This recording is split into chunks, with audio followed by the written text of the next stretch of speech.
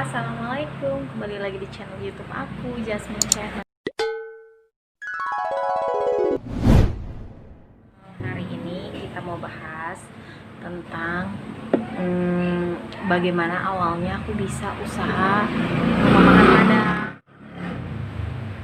Namanya rumah makan Takanajuwo. Kok bisa? Aku alhamdulillah usaha ini sudah masuk ke tahun ketiga.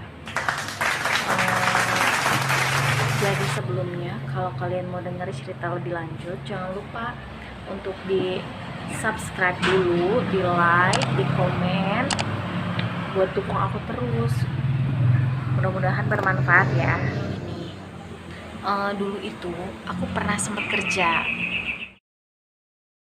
hampir kurang lebih 3 tahun di salah satu bank. Lalu aku menikah, habis itu punya anak kan, hamil.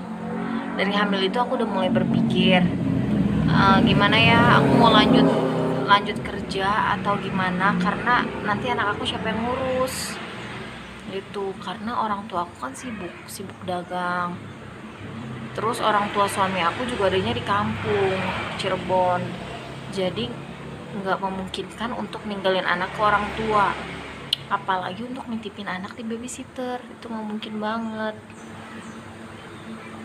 Tahu sendiri sekarang zaman babysitter tuh pada nekat-nekat ya kan. Lalu aku berpikirlah, belajar dagang lah dari si mamaku ini, mama Juju ini.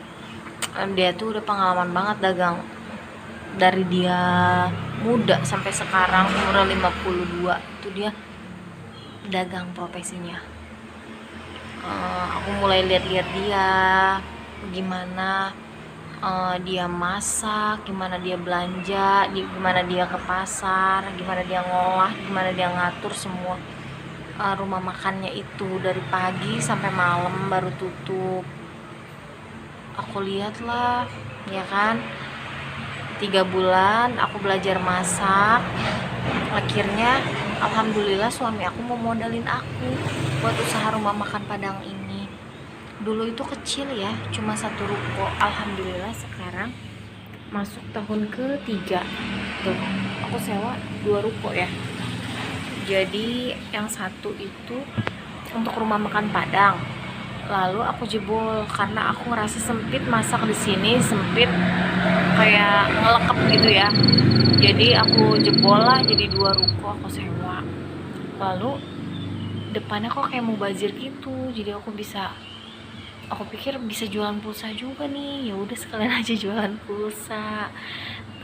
Jualan pulsa tuh aku juga nerima ini, bisa transfer uang, bisa beli aksesoris, handphone juga ada, kartu perdana, lalu bisa isi saldo Grab, bayar pam, bayar listrik. Alhamdulillah ya kan mak, kita apa aja deh yang penting halal. Insya Allah bisa bantu keuangan suami, jadi nggak suami terus gitu maksud aku tuh. Walaupun anak baru 1 harus rajin ya enggak, lanjut lah, kita kan buka sendiri. Buat jujur ya, tahun pertama dagang itu belum dapat apa-apa, masih dalam proses penyesuaian, gimana cara bayar karyawan, gimana supaya besok dia yang beli itu datang lagi ke kita, gimana menggait pelanggan, menyesuaikan diri. Ini tubuh nih kayak harus menyesuaikan diri, gimana pagi-pagi belanja, gimana pokoknya semuanya kayak harus masih adaptasi gitu. Tahun kedua udah mulai enjoy, udah bisa ngumpulin uang dari sini, udah sedikit-sedikit perubahan, udah bisa gedein warung, udah bisa nambah usaha. Alhamdulillah. Jadi yang banyak yang tanya kenapa kok bisa cepet masak semua sendiri. Iya, alhamdulillah masak semua sendiri seperti mamaku juga gitu, semua dia handle, pegang sendiri. Ya aku jadi ngikutin juga cara kerjanya dia. Jadi di sini aku punya 1 mbak hanya untuk dia cuci-cuci, bersih bantu yang ringan-ringan aja. Untuk semua bagian ke pasar, masak aku handle sendiri, alhamdulillah gitu. Sekarang udah ada nambah soto ayam, sop iga, terus pengennya juga ada nasi goreng, tapi kan belum keburu karena nggak ada yang ngegorengnya yang ready, karena kan aku sibuk juga masak semua ini sendiri ya kan. Tapi alhamdulillah aku jalanin ini dengan enjoy. Jadi intinya kalau kalian yang mau mulai usaha, pertama niatkan semua yang kalian lakukan itu untuk ibadah kepada Allah, semoga dipermudah. Yang kedua, kalau mau usaha itu ya usahakan menguasai semua aspek yang kamu mau dagangin. Itu apa?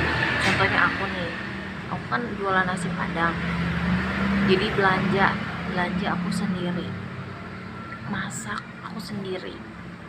Jadi kalau tiba-tiba karyawan pada berhenti, kayak kemarin tahun kedua aku alamin sendiri, itu aku nggak ada karyawan, ini usaha masih tetap bisa jalan, tetap bisa survive gitu.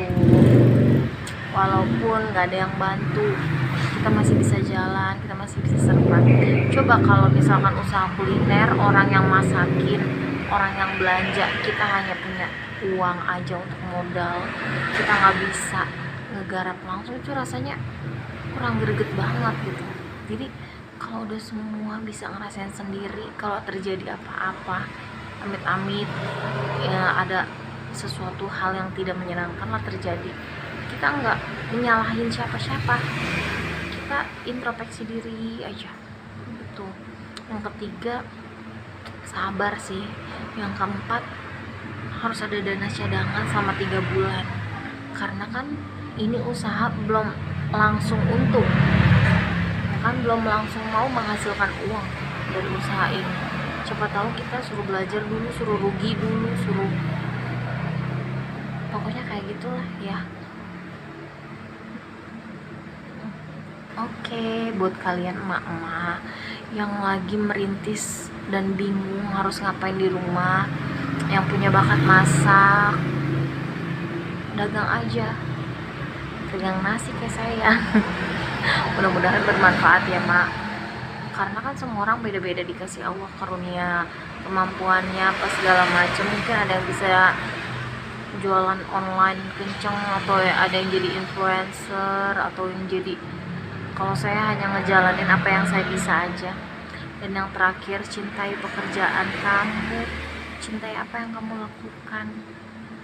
Jadi enak aja, secapek apapun insya Allah enjoy aja gitu. Kita bisa bantuin suami, kita bisa ngurus anak, kita nggak nyusahin siapa-siapa. Alhamdulillah kita nggak nyusahin ibu kita yang udah ngurusin kita dari kecil, terus kita titipin lagi cucu anak ke dia. Perasaan aku tuh kayak nggak tega banget sih memang, nggak, kecuali dalam suatu keadaan maksudnya nggak dia yang ngurus gitu. Oke, itu menurut pendapat pribadi aku ya mak. Kalau ada salah atau apapun mohon dimaafkan. Segitu aja tipsnya buat kalian yang mau buka usaha, yang bisa masak atau bisa, pokoknya jangan diam, kita tuh masih muda, harus produktif. Itu aja. Jangan lupa di like, di komen, di subscribe ya, supaya aku semangat bikin videonya. Terima kasih, semoga bermanfaat. Assalamualaikum.